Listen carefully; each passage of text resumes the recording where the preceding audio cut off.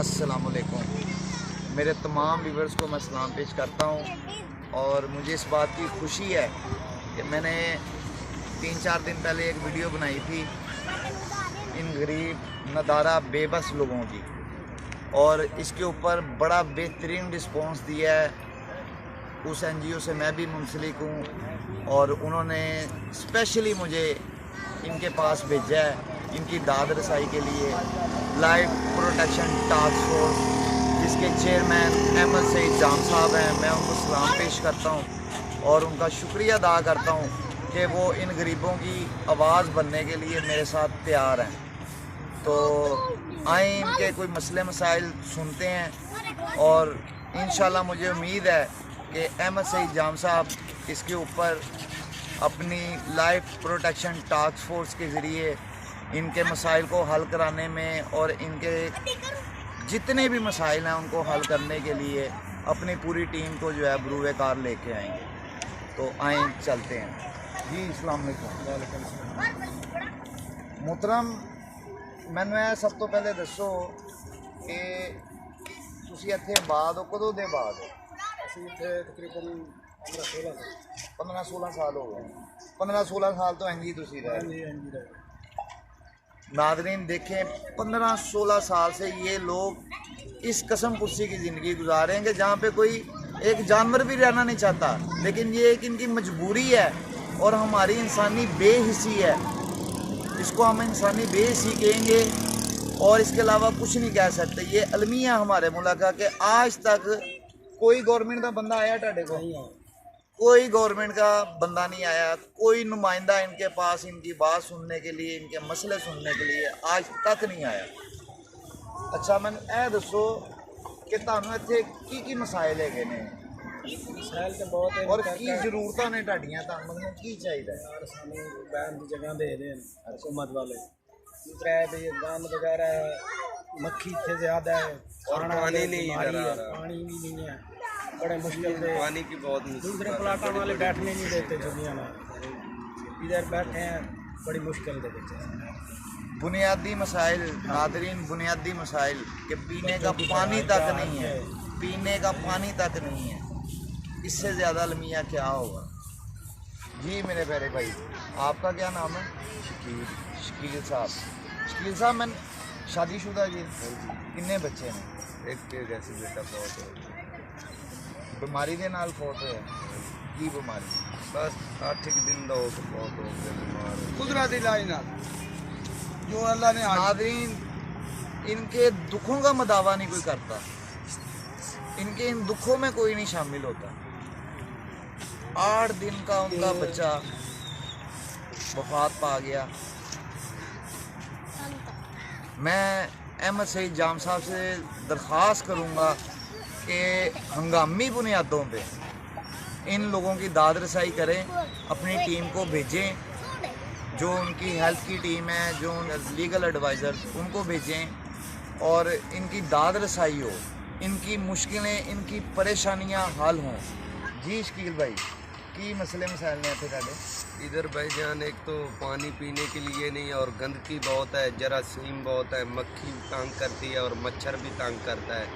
गरीब बंदे हैं, जगह नहीं है बैठने के लिए, इसलिए इधर बैठते हैं। किसी के साथ उधर बैठते हैं तो वो उठा देते हैं, कहते हैं इधर नहीं बैठना, इधर नहीं बैठना। इधर हमने झोपड़ी लगाई है, गंदगी में लगाई है। इधर हमारे बच्चे भी गंदगी में रह रहे हैं और हम भी। इधर पानी नहीं है पीने वास्ते, वो भी बहुत टेंशन है। और कचरा कबाड़ ये ब्लॉक रखे हुए ने बेफजूल, सारी गंदगी है इधर। ए ब्लॉक के दे गए ने? ये सरकारी किसी ने रखे हैं, गवर्नमेंट के हैं। मेरे कैमरामैन दिखाते हैं ये आपको ब्लॉक, ये देखें नादरीन, ये ब्लॉक कारपोरेशन के हैं और कारपोरेशन इस जगह को अपनी मिल्कियत समझते हुए यहाँ पे ये अपना दफ्तर में जो काम करने वाला वो यहाँ पे कर रहे हैं और इनके लिए परेशानी का बाइस है। बुनियादी मसाइल इन भाई के भी आगे पूछते हैं। जी भाई, की नाम है टाटा?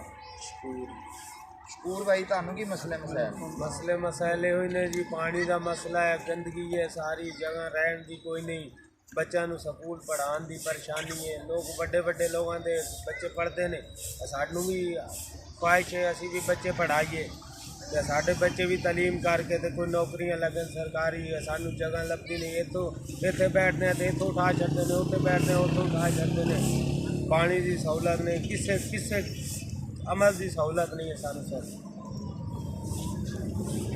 इनके लिए ज़मीन भी तंग है नादरी, इनके लिए ज़मीन भी तंग है। इनको यहाँ पे प्रॉपर तरीके से बैठने भी नहीं दिया जाता कि यहाँ से इनको उठा दिया जाता है। मैं अहमद सईद जाम साहब से दरख्वास्त करूँगा और स्पेशली उनको कहूँगा कि लाइफ प्रोटेक्शन टास्क फोर्स के ज़रिए अपनी टीमों को हंगामी बुनियादों पे यहाँ पे भेजें और इनकी दाद रसाई करें। मेरे ख्याल में वो अभी वो मसाइल बता ही नहीं पा रहे हैं। ये इन मसाइलों से बढ़ के मसाइल हैं। यहाँ पे हेपेटाइटिस सी के इन्फेक्शन हैं, यहाँ पे मुतअद्दिद बीमारियों की अमजगाह बनी हुई है। मेरे अगर कैमरामैन आपको दिखाएंगे, देखें मेरे पीछे कूड़े के अंबार लगे हुए हैं, ये कूड़े के अंबार लगे हुए हैं और इस अंबारों के साथ देखें यहाँ पे इंसान बस रहे हैं। तो नाज़रीन, ये एक अलमिया है कि हमारे हुकूमती इदारों में से भी किसी के कान पे जूं तक नहीं रेंगती है, कोई इनकी दाद रसाई तक को नहीं आता है। और ये इस तरह के बेशुमार, मैंने पहले भी अर्ज़ की थी कि बेशुमार लोग हैं कि जिनको बुनियादी सहूलतें नहीं मैसर आती हैं। लेकिन मैं फिर शुक्रिया अदा करूँगा कि मेरी वीडियो पे एक्शन लेते हुए और मेरे से इज़हार मामनत किया जनाब अहमद सईद जाम साहब ने कि वो अपने तौर पे, हालांकि ये हुकूमती इदारों को करना चाहिए था, ये हुकूमती महकमों को करना चाहिए था, लेकिन मैं फिर शुक्रिया अदा करूँगा अहमद सईद जाम साहब ने अपनी मदद आपके तहत इनकी दाद रसाई के लिए जो भी मेरे से मावनत मांगी है मैं इंशाल्लाह उनको दूंगा। और मैं बाकी अपने मुल्क के अवाम के जो बाशऊर लोग हैं, मैं उनसे भी ऐसी ही तवक्को रखता हूं कि वो भी मेरे साथ मिलके इस मिशन को अपना मिशन समझें कि अगर आज हम एक पाकिस्तानी को अपना भाई नहीं समझेंगे, एक पाकिस्तानी का दुख दर्द नहीं जानेंगे, तो मेरे प्यारे भाइयों हम किस नाम के पाकिस्तानी हैं कि सिर्फ और सिर्फ हमें जब अपनी कुर्सी प्यारी होती है, जब हमने ऊंचे बानों में जाना होता है, तो उस वक़्त तो हम पेश होते हैं, उस वक़्त हम इनके पास आके तो इनके पाँव पकड़ने को भी तैयार होते हैं। तो जब ये सारे मामलात हो जाते हैं तो उसके बाद इनकी आवाज़ उन अवानों तक पहुंच ही नहीं सकती, उन अवानों के दरवाज़ों को वो आवाज़ क्रॉस ही नहीं कर सकती। मुझे इस बात का बेहद रंज है और मैं उम्मीद करूंगा मेरे साथ और पाकिस्तानी भी शामिल हों। मैं आपको मज़ीद इस तरह की और चीज़ें भी दिखाऊंगा कि जो पाकिस्तान एक जिसको कहते हैं कि रोशन पाकिस्तान बन सकता है अगर हम उन बुराइयों को ख़त्म कर दें अपने अंदर से। लेकिन हमारे हुकूमती इदारे और हमारे हुकूमती जो हुक्मरान हैं, जब उनकी हम कार्रवाई देखते हैं, जब हम उनके काम देखते हैं, तो मेरा दिल रंजीदा हो जाता है कि इतनी सुस्त रवि से ये काम और ये बातें हो रही होती हैं। जब इन्होंने हुकूमत में आना होता है, जब इनके इलेक्शंस हो रहे होते हैं, उस वक्त तो ये कह रहे होते हैं कि दिन से रात नहीं होगी तो आपके काम हो जाएंगे। लेकिन जब वही मामला हुकूमत में जाने के बाद उनको बताया जाता है तो उसके बरक्स उनका रद्दअमल देखने को आता है, उसके बरक्स उनकी बातें सुनने को आती हैं कि जी ये काम के लिए जी फलाने महकमे में जाओ, फलानी जगह पे जाओ, फलानी बातों को देखो, फलानी किताबों को देखो, फलानी फाइलों को देखो। कोई नहीं सुनता, कोई नहीं सुनता इनकी।